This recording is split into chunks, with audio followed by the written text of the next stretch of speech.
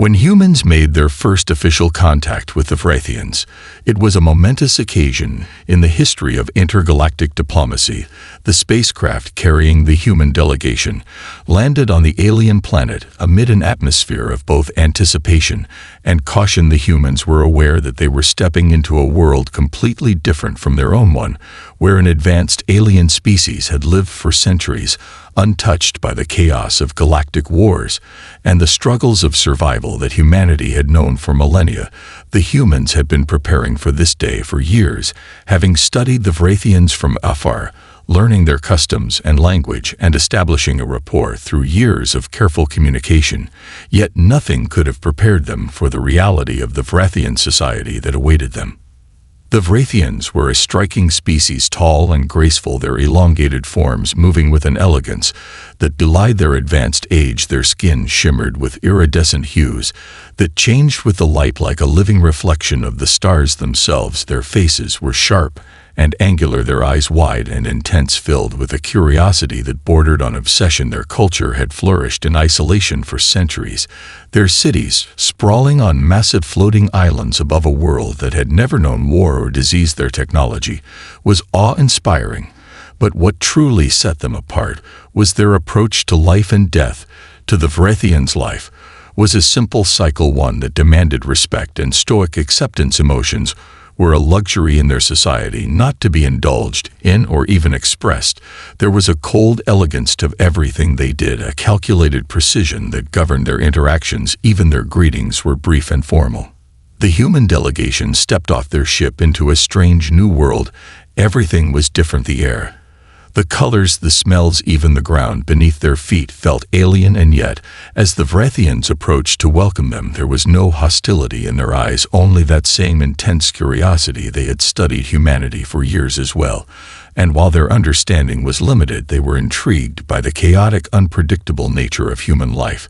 The Vrathians had never known anything like it. Their lives were controlled by precision and order, where humans thrived on unpredictability, spontaneity, and the full spectrum of emotion. They wondered what it meant to live in such a way, and they were especially curious about how humans dealt with death, because for the Vrathians, death was something to be endured and accepted in silence. It was a part of the cycle that had no room for joy or sorrow. It was simply a transition from one phase to the next. The humans were not so silent about it. Their customs for mourning and celebrating the deceased were radically different to the Vrathians. It was something of a shock, and yet they could not look away. The idea that death could be something celebrated, not feared or mourned in the traditional Vrathian way, stirred something deep within them. It was a mystery that demanded to be understood, and so they asked questions about the human way of life and death, how they celebrated their dead with songs and dances and stories and feasts. The Vrathians listened closely, fascinated by the raw emotion the humans poured into such moments, something they could never have imagined in their own society. They wanted to learn more. They needed to understand what made the humans' approach to life so vastly different from their own. But they could not help but wonder if there was a deeper meaning to these strange celebrations that they simply could not comprehend yet. The Vrathians were a race of precision and order. They prided themselves on their ability to control every aspect of their lives from birth to death. They believed that emotion was a distraction, a force that clouded the mind and led to chaos. It was their philosophy that a life lived in perfect balance and control was the ideal existence, and death was just another part of that cycle, something that should be met with acceptance and without deviation from the rigid customs that had been passed down for centuries. Their ceremonies for the dead were quiet affairs, somber and respectful, but completely devoid of any outbursts of emotion. There was no crying, no mourning, no celebrations of life. There was only silence, a reverent acknowledgement that death was a necessary part of their existence, and nothing more. It was a concept that had long been ingrained in their society, a way of life that they believed was perfect and unchanging. When the humans arrived on Vrathia, they brought with them an energy that the Vrathians had never encountered. It was not just their technology or their appearance that captivated the alien race. It was their openness to life and death, their willingness to embrace the messy, chaotic reality of existence. They were fascinated by the human rituals, the idea that death could be something celebrated Rather than feared, it seemed foreign to them. Yet there was something undeniably compelling about it, something that stirred a curiosity deep within their hearts. As they observed the human customs, they could not help but question everything they had ever believed about life and death. The concept of celebrating the dead felt utterly strange to them, and yet it was hard to ignore the sense of joy and connection that seemed to emerge from the humans' practices. The human delegation was not shy about sharing their customs with the Vrathians. They spoke openly about how they honored their deceased loved ones with elaborate ceremonies that included music, laughter, storytelling, and even feasts. They explained that to them death was not an end, but a continuation of the cycle of life. It was a way to honor those who had come before, and to ensure that their memories lived on in the hearts and minds of the living. They talked about how death was a time for coming together as a community to share stories and celebrate the legacy of the departed, rather than retreating into solitude and silence. The Vrathians listened intently, but they struggled to understand how something as chaotic and uncontrolled as human emotion could be incorporated into such a serious event. It was a concept that seemed almost reckless to them, but at the same time they found themselves unable to look away from the passion and sincerity with which the humans embraced their rituals. The more they observed, the more they began to wonder if perhaps their own approach to death was lacking, if there was something they were missing in their rigid approach that prevented them from truly understanding the fullness of existence. They found themselves captivated by the idea that joy could coexist with mourning, that life and death could be woven together in a way that was not only meaningful but transformative. The idea of honoring death with laughter and music seemed like a paradox, but it was a paradox that the Vrathians could not ignore. They began to question their own practices, not because they thought they were wrong, but because they were suddenly aware of a different way of experiencing the cycle of life, something they had never considered before. As the days passed, the humans and the Vrathians continued to interact, but there was a growing divide between their perspectives. While the humans openly expressed their curiosity and shared their emotions, the Vrathians remained composed. Their culture was based on the control of feeling and the idea that emotion was something to be managed and contained. They could not understand why the humans found it necessary to share such raw displays of grief, joy, and everything in between. Yet there was something in the way the humans celebrated life and death that began to tug at the Vrathians' hearts. They couldn't quite put their finger on it, but they felt a stirring something deep within them that spoke of a need for change, a need to understand more. The curiosity among the Vrathians began to turn into fascination. They were no longer just observing from a distance. Now they found themselves wanting to experience it themselves. The human celebrations were something that transcended their understanding of life and death. They had witnessed the funerals, the memorials, the celebrations of life, and in these moments they felt something unfamiliar, a strange mix of wonder and discomfort. They could not explain it, but there was a part of them that began to question their own deeply ingrained beliefs about how death should be treated. What was wrong with laughter in the face of grief? What if their stoic silence was in fact a barrier that prevented them from fully experiencing the essence of existence? They began to consider the possibility that their controlled approach to life and death might not be the only way, but this was not an easy revelation to come to. One day, a Vrathian scholar named Zymer found himself deep in thought. As he reflected on the human customs he had witnessed, there was something about their ability to embrace emotion without fear that intrigued him. It was as though they had unlocked a deeper layer of life, one that the Vrathians had never explored, something that went beyond their cold logic and precision. He had always believed that control was the key to peace, that any expression of emotion would lead to instability, but the humans seemed to prove otherwise. They were not ruled by their emotions.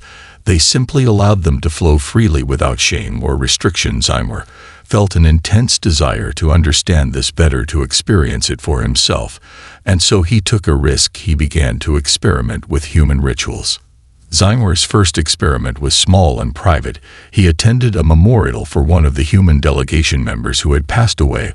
Although the ceremony was similar to the human funerals he had already witnessed this time, he decided to allow himself to engage with the emotions that the ceremony invoked. Instead of maintaining his usual detached composure, he allowed himself to feel the sadness, the joy, the love that filled the space, the sense of loss. but also the gratitude for the time spent with the deceased.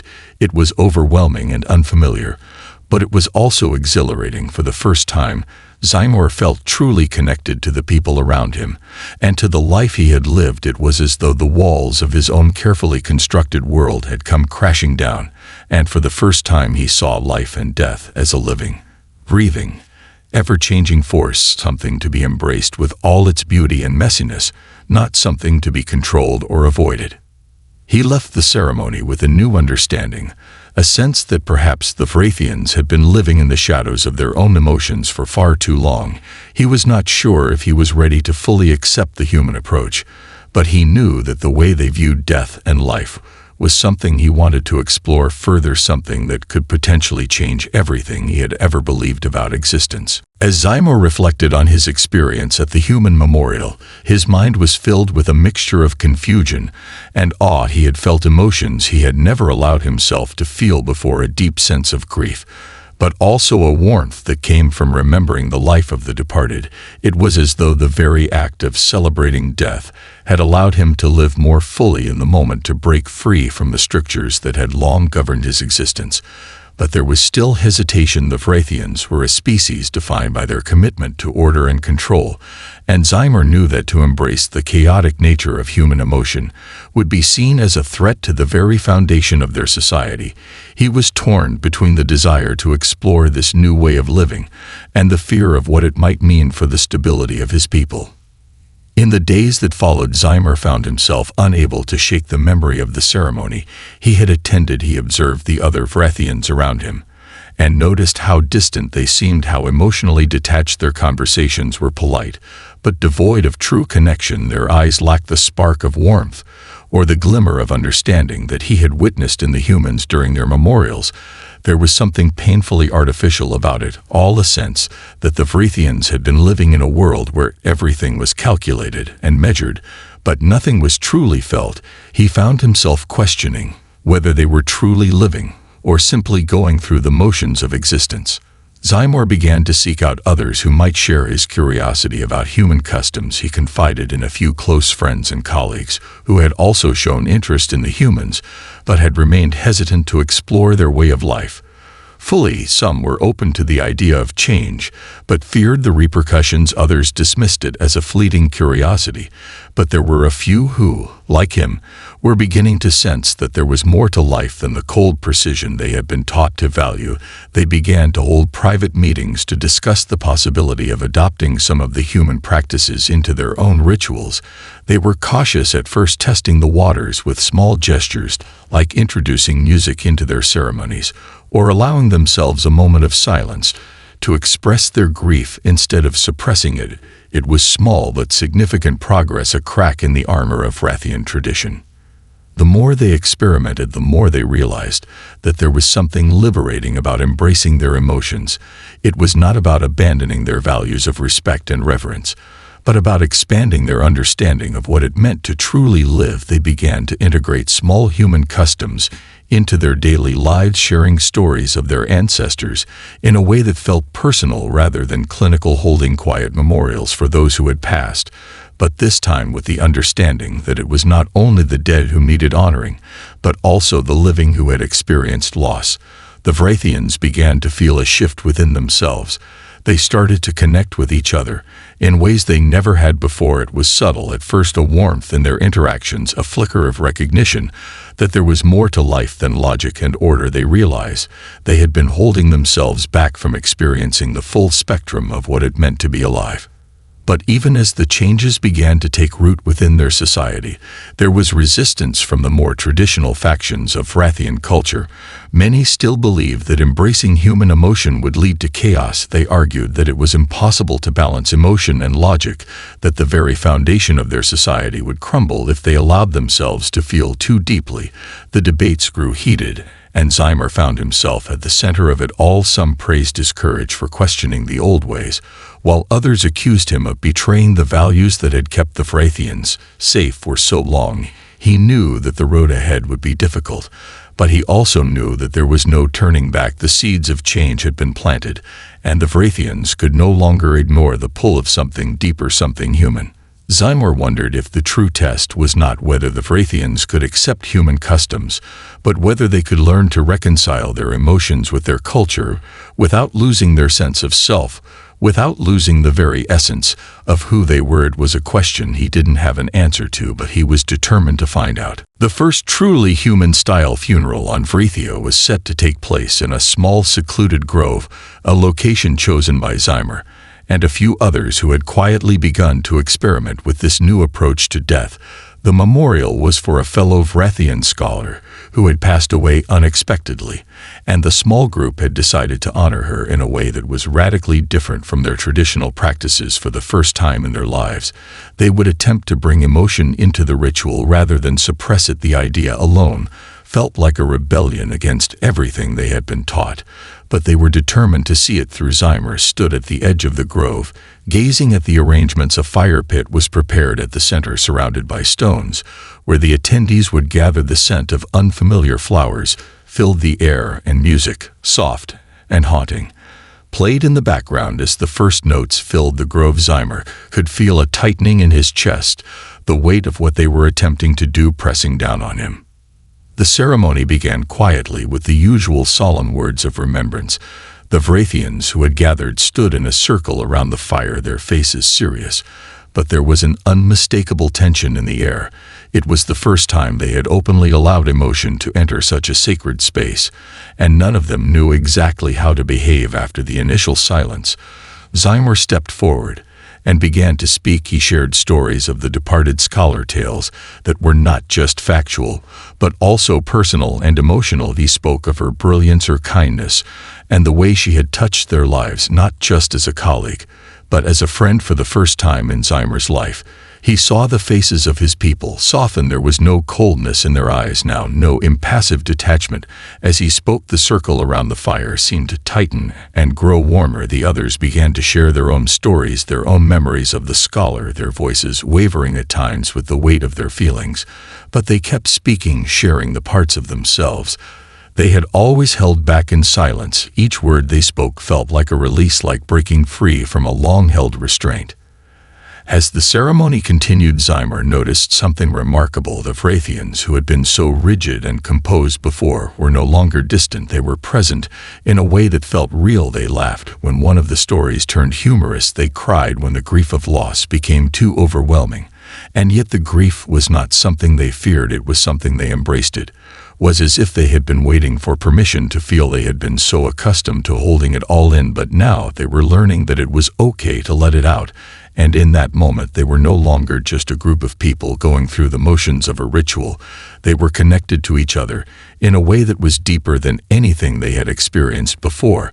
And as the ceremony reached its peak, they all stood together in silence, not the cold, detached silence of old, but a quiet understanding, a moment of collective peace and acceptance. The fire burned brightly, casting shadows on their faces, and as the last of the music played, they felt a unity they had never known. They had honored their dead, but more importantly, they had honored each other for the first time. The Vrathians were not simply followers of tradition. They were truly living in the moment, experiencing what it meant to be human in a way that was uniquely their own. It was not without its challenges or doubts, but there was a sense of triumph in the air, a feeling that they had taken a significant step forward. Zymor stood at the edge of the grove, watching the last embers of the fire flicker and fade. He felt a weight lift off his shoulders, a sense that they had done something important, something transformative. The ritual had not been perfect, but it had been real, and that in itself was a victory. It was a small step, but it was a step nonetheless.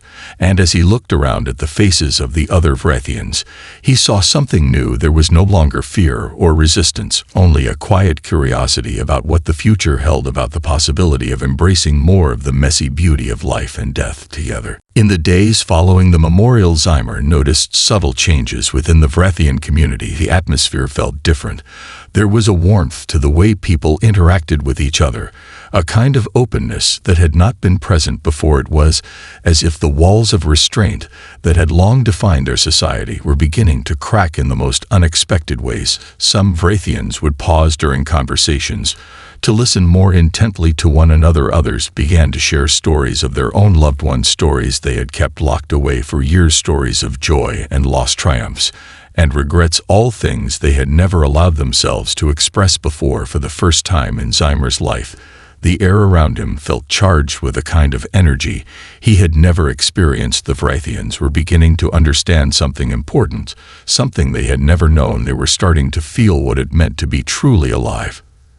Zymer couldn't help but wonder if this was the beginning of a new era for the Vrithians, a time when they would no longer live only by the cold logic and calculated precision that had defined their way of life, but instead embraced the messier, more complex truths of existence. It was a daunting thought, and yet there was excitement too for Zymer.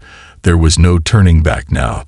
They had already begun to change, and change was never easy. The transition would be slow and fraught with uncertainty, but he was convinced it was the right path. He could feel the stirring within his people, the desire to explore more of the human way of life, to see if there was something they could learn from this new emotional freedom they had been introduced to.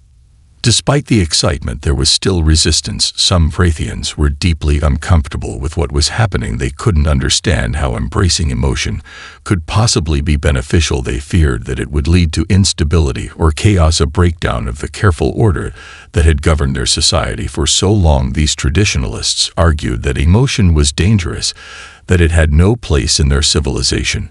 And though Zymer could sense the discomfort among them, he also noticed that their arguments were beginning to feel more desperate, more out of step with the shifting tides of their culture. The more the Vrithians explored their emotions, the more they began to see the value in it, not just as a release, but as a vital part of who they were as beings capable of feeling love, sorrow, and joy. One day Zymer was approached by a group of scholars who had been part of the movement to introduce human rituals into their society. They came to him with a proposal, one that would push the boundaries even further. They suggested holding a larger-scale memorial, a public celebration that would combine human-style celebration with Vrithian reverence for life and death. It would be a monumental event, a public test of their evolving beliefs, and a way for the entire population to see firsthand the potential of merging their ancient traditions with the human approach to death. They were eager to see how the entire Vrithian community would respond, how their people would react when faced with the raw, unfiltered expression of emotion in a way they had never experienced before. Zymer was hesitant, but also excited at the prospect. It would be a grand experiment, a way to see if what they had started could take root in the wider society. It would be risky, and there would undoubtedly be challenges along the way. But he felt deep down that this was the next step they needed to take to fully integrate the lessons they had learned from the humans. The stakes were high, and Zymer knew that this would not be an easy task. The conservative factions of Vrithian society would not give up without a fight, but he couldn't ignore the possibilities, the potential for true transformation that lay in front of them. Over the next few weeks, Zymer worked tirelessly with the scholars and leaders of the movement to organize the event. It would take place in one of Vrithia's grandest city squares, and they planned to invite all of the planet's inhabitants to attend. The memorial would feature elements of both Vrithian and human traditions, a blend of stoic rituals and vibrant human celebrations. The goal was not to replace one with the other, but to find a balance that could bring out the best of both cultures. It would be a bold statement of their evolving identity, a symbol of the new path they were forging together. It was a monumental undertaking, but as the day of the memorial approached, Zymer couldn't shake the feeling that this was the turning point, the moment when everything they had been working toward would come to fruition or fall apart forever. The day of the memorial arrived with a quiet sense of anticipation that hung in the air like a heavy mist. The square where the event would take place was filled with Vrithians of all ages, most of them standing in groups, speaking in low voices. Some looked nervous, others curious, but all were gathered for a moment in time that could alter the course of their culture forever. Zymer arrived early with the others who had been working on the memorial. He stood at the edge of the square, gazing out at the crowd. The sun hung low, casting long shadows across the cobblestone streets. The stage was set with a central fire pit, surrounded by benches where the attendees could sit and share their thoughts. There were also large screens displaying images of those who had passed and voices that would echo through the square offering stories of their lives. Zymor couldn't help but feel a sense of weight settle on his shoulders. The stakes were high, and though the preparations had been meticulous, there was no certainty that this would work. As the ceremony began, the first note of music filled the air. It was soft and haunting, echoing through the square, bringing a sense of stillness over the crowd. Zymor stood at the front of the stage alongside the other leaders. As the first speaker took the podium, he began with the formalities, a few words of remembrance, a recounting of Vrathian tradition. But then, unexpectedly, he paused and turned to the crowd. The man's eyes softened as he spoke of his own loss, a deep grief he had never expressed before to the Vrathians. It was a powerful moment, one that made the crowd fall silent as the scholar shared how his life had been shaped by the death of his partner, and how, until now, he had never allowed himself to truly mourn. It was an outpouring of emotion in a society that had long kept such feelings hidden, and the effect was palpable. The Vrathians around him seemed to breathe in unison, as though his vulnerability had opened a door to something they had all been longing for. Zymor felt a shiver run down his spine as the crowd's reaction shifted from quiet discomfort to understanding. There were no gasps of shock, no dismissive looks, just a collective pause. As they processed what they were witnessing, they were seeing one of their own break free from the shackles of tradition and embrace something more raw and real than they had ever known. He wasn't the only one who spoke of loss in such an intimate way throughout the ceremony. Others followed his example, each one sharing stories of their own grief and love. Without the usual restraint, their voices trembled at times, their words faltered as they struggled to put their emotions into words. But there was a powerful sense of connection that grew with each story, with each shared memory. As the speeches continued, Zymor noticed something incredible happening. The air seemed to shift around them. The Vrathians, who had come to observe with skeptical eyes, now appeared more engaged, their faces no longer blank masks, but filled with emotion, as if they too were realizing the power of what they were witnessing. The cold logic that had governed their lives for so long was being replaced by a different kind of understanding. It was as if, for the first time, they were seeing each other not as distant figures in a calculated society, but as real living beings with stories, dreams, and hearts that beat with the same intensity as their own. The ceremony reached its peak with the lighting of the memorial fire. Zymor watched as the flames leaped higher. The fire was a symbol of both life and death, a way of honoring the departed and the living who had gathered to remember them. The music swelled again, this time accompanied by the voices of those present singing together in harmony. It was a simple song, one of remembrance, but also of hope, a hope that the Vrathians would no longer shy away from the complexities of life and death, but instead embrace them fully with all the joy and sorrow that came with them. Zymor felt his chest tighten as he joined in the song, his voice blending with the others around him.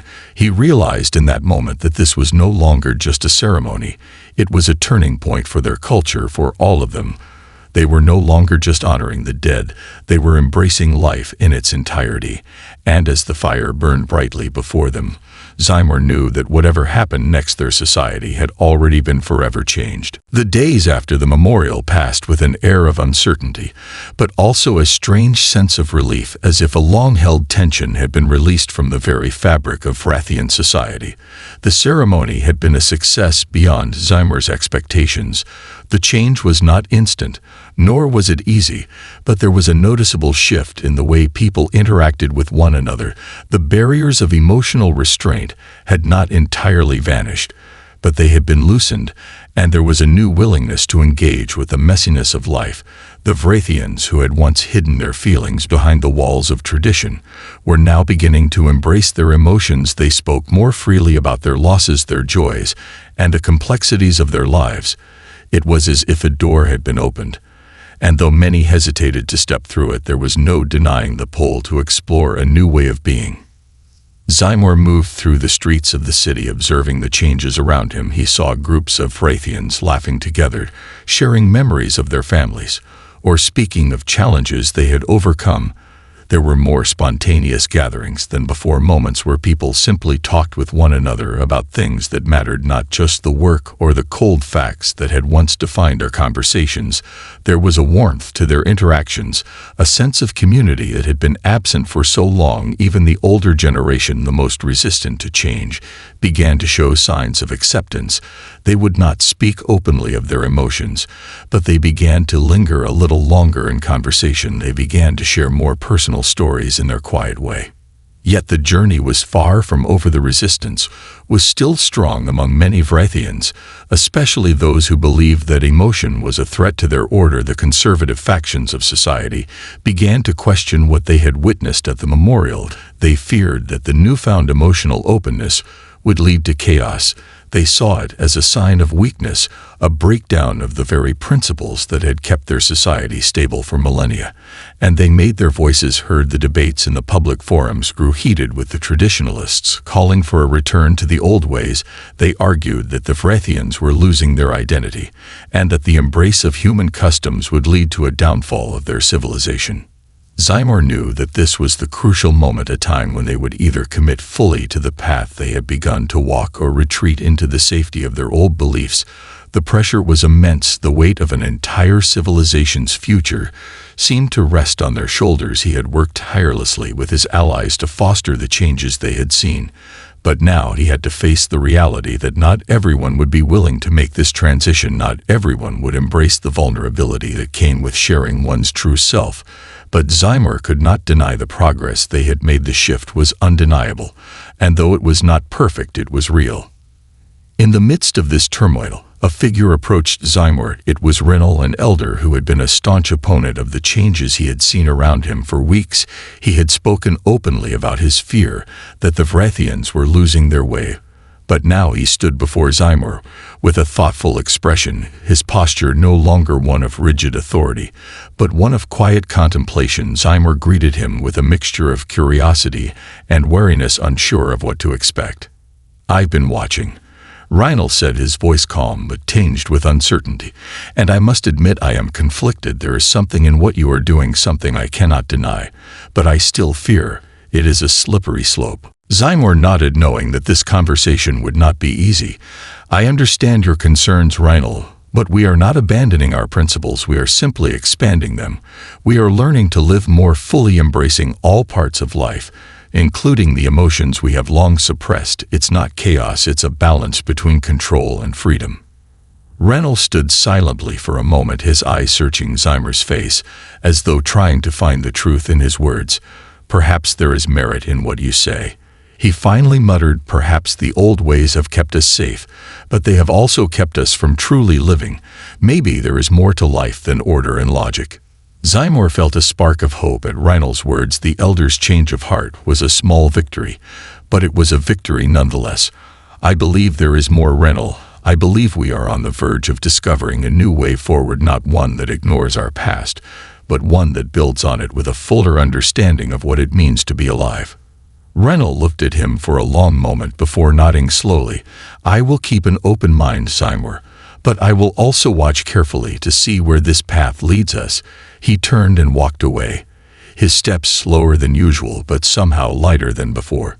Zymor watched him go, and for the first time in days he allowed himself to breathe deeply. The journey was far from complete, but in that moment he knew that the Vrathians had taken an irreversible step forward.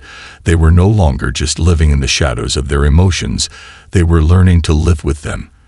And in doing so, they were beginning to embrace the full spectrum of life. The weeks that followed were a time of careful balance. Zymor continued to watch as the Vrathians grappled with the shift in their society.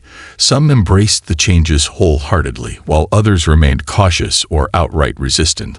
The divide between the old and the new was becoming more pronounced with each passing day, but there was a growing sense of unity among those who had begun to feel the power of emotional connection.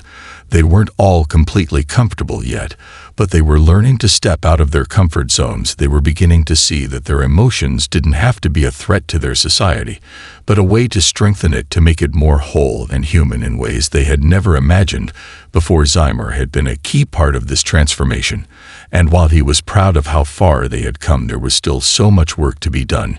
He knew this journey would not be quick or easy, and there would be setbacks, but in his heart he felt that they had made an irreversible change. One day Zymer received an invitation to a gathering with the most traditional leaders of the Vrathian Council. He had long anticipated this meeting, knowing it would be a crucial moment in the ongoing debate about the future of their society. The invitation was formal, but there was something about it that felt different, as though the old guard was beginning to soften. Even just a little bit. The room he entered was grand, yet filled with a quiet tension. The leaders sat at a long table, their faces stoic and unreadable, but there was something in the air, a sense of expectation. Zymer took a seat at the far end of the table, feeling the weight of the moment pressing down on him. The council leaders did not waste time with pleasantries. They got straight to the point. "Zymer," began the voice of one of the elder council members, "you have pushed us all to reconsider the foundations of our society, and while I have my reservations about where this might lead, I cannot ignore the changes that have begun to take root. We have seen our people act with more compassion, more understanding, in ways that we have not witnessed before. Some of us have begun to question if we have perhaps been too rigid in our thinking." Zymer's heart raced, but he remained calm. He had prepared for this moment. He had known that the road to acceptance would require patience and diplomacy. "I understand your concerns, and I too value the traditions that have kept us strong for so long, but we must also recognize that our strength does not come only from our ability to maintain control. It also comes from our ability to adapt, to grow, and to embrace all the aspects of what it means to be alive. The emotions we once feared are not weaknesses. They are part of what makes us who we are. They are what allow us to truly connect with one another and to live with greater meaning." There was a long silence as the council members exchanged glances. Some looked uncertain, while others appeared to be deep in thought. Finally, one of the elders spoke up, her voice soft but resolute. "I have seen it too, Zymer. I have seen the warmth among our people, and I have seen the way they'd hold each other in their grief with more tenderness than I ever thought possible. We cannot deny that there is something to be learned from this. But the question remains, how do we integrate it without losing ourselves? How do we balance the new and the old without tipping the scales too far in one direction?" Zymer nodded, understanding the challenge ahead. "It's not about abandoning our past. It's about expanding our understanding of what it means to be Vrathian. We do not have to choose between tradition and change. We can honor both. We can learn to express our emotions in ways that do not diminish our respect for order and control, but enhance it. It's about finding harmony between our values and the new insights we've gained." The council sat in quiet contemplation, the weight of the decision clear on their faces. Zymer's heart pounded in his chest as he waited for their response. Then, to his surprise, one of the elders who had been the most vocal in his opposition to the changes spoke up, his voice slow but steady. "I have watched my people transform in ways that I never thought possible. Perhaps it is time to admit that we do not have all the answers. Perhaps it is time to embrace something new." He paused, looking around the room before continuing, "Let us move forward carefully, but let us move forward." The room was silent for a moment before murmurs of agreement spread around the tables. Zymer felt a surge of hope flood through him. They were not fully there yet, but they were beginning to understand the balance between tradition and transformation. The path ahead was still unclear, but they had taken a crucial step in the right direction. As Zymer left the council chamber that day, he felt an overwhelming sense of gratitude mixed with determination. He knew the road ahead would not be easy. There would be resistance and setbacks, but the Vrathians had opened a door, and as long as they kept moving forward, they would continue to find their way toward a new future, one where they could embrace both their emotions and their traditions without losing the essence of who they were.